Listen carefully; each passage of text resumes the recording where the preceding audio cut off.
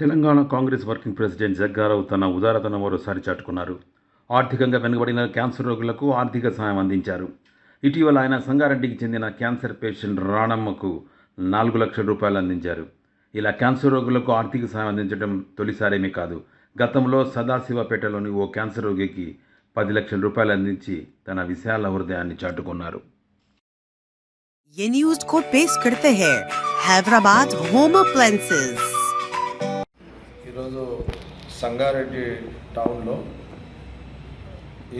సంగారెడ్డి టౌన్లో రాణి అనే ఒక మహిళ ఆమె కూరగాయలు అమ్ముకుంటుంది.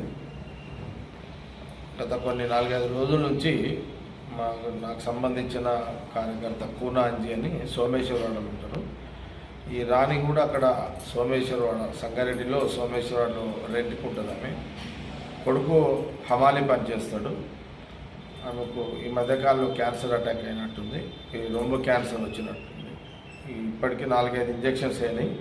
అది ఆరోగ్యశ్రీలో ఇంజెక్షన్స్ కవర్ అవుతున్నాయి. సర్జరీకి ఒక 3.5 లక్షలు అవసరం ఉందని వాళ్ళు నాకు అడగడం జరిగింది. అందుకని ఈరోజు రొమ్ము క్యాన్సర్ సంబంధించిన 3.5 లక్షలు, ఒక 50,000 ఖర్చుల కింద ఒక 4 లక్షల రూపాయలు వాళ్ళకు అరేంజ్ చేసి ఇప్పుడే ఆ రాణికి అలా కొడుకు అప్పచెప్పడం జరిగింది.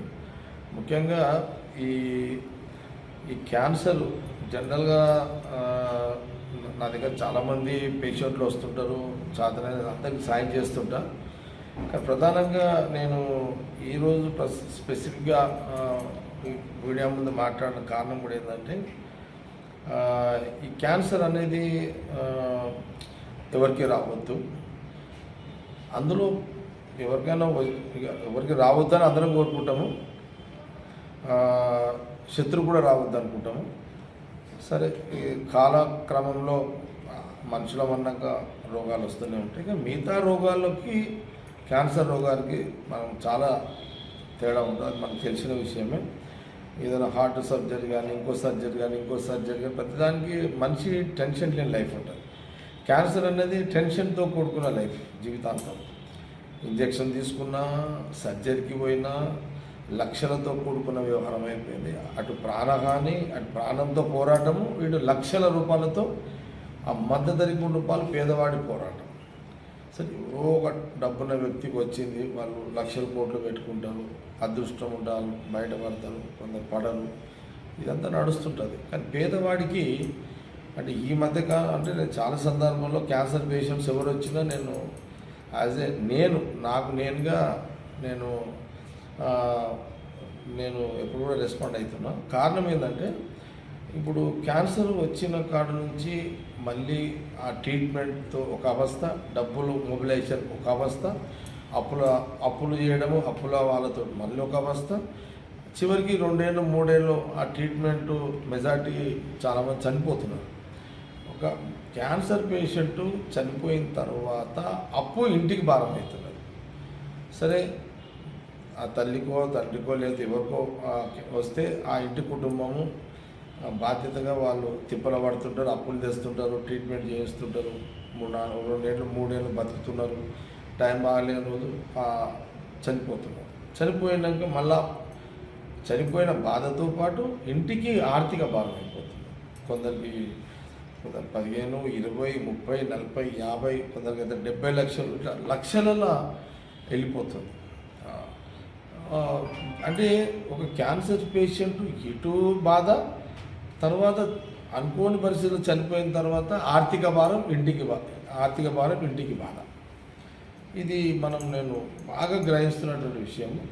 అందుకే నా నియోజకవర్గంలో ఆర్థిక ఇబ్బందులున్న ఎవరికైనా అనుకోని క్యాన్సర్ పేషెంట్ వస్తే క్యాన్సర్ ప్రయారిటీగా మన మధ్యలో కూడా ఒకరు అడిగితే కూడా హాస్పిటల్ 10 lakhs ఇచ్చినాం. వీళ్ళు ఒక 3-4 లక్షలు అడిగిన 4 లక్షలు ఇచ్చి ఇవ్వడం జరిగింది. ఏదున్నా మన చేతిలో ఉన్నది కాదు, దేవుని కోరడం అంతే. ఎవరికి క్యాన్సర్ రోగం రావద్దు అంతే. వచ్చిన కాడ నుంచి ఆ ఇంటికి నరకమే, వచ్చిన వ్యక్తికి, ఆ కుటుంబానికి నరకం. ఇది ఘోరమైన రోగము. సరే, కాలక్రమంలో ఎప్పుడో దానికి మందు చచ్చిపోకుండా ఆర్థిక భారం కానీ మందు త్వరగా మార్కెట్లోకి వస్తే అంతకంటే సంతోషం ఇంకొట్టున్నారు. కాబట్టి దీనికి దాని ప్రాధాన్యత పెట్టుకొని ఈ క్యాన్సర్ పేషెంట్లకు సంబంధించి ఎవరిన దృష్టికి వచ్చినా వాళ్ళకి రెస్పాండ్ కావాలని ఒక నిర్ణయం తీసుకోవడం జరిగింది. నేను చాలా సందర్భాలు చాలామంది చేస్తున్నా, కానీ ఈ స్పెసిఫిక్ ఈ మధ్యలో ఏదొచ్చినా ఇప్పుడు సపోజు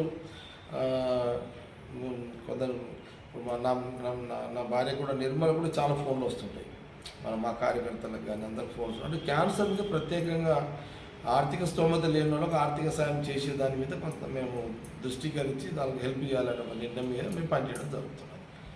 జనరల్గా మిగతా చాలామంది పేషెంట్లు నా దగ్గరికి వస్తారు, కానీ వాళ్ళకు చేస్తుంటాం. నేను అది ఎక్కడ కూడా మీడియా దృష్టికి తీసుకురావడం లేదు, నాకు ఆ ఇంట్రెస్ట్ లేదు. ఇది కూడా నాకు ఇంట్రెస్ట్ కాదు.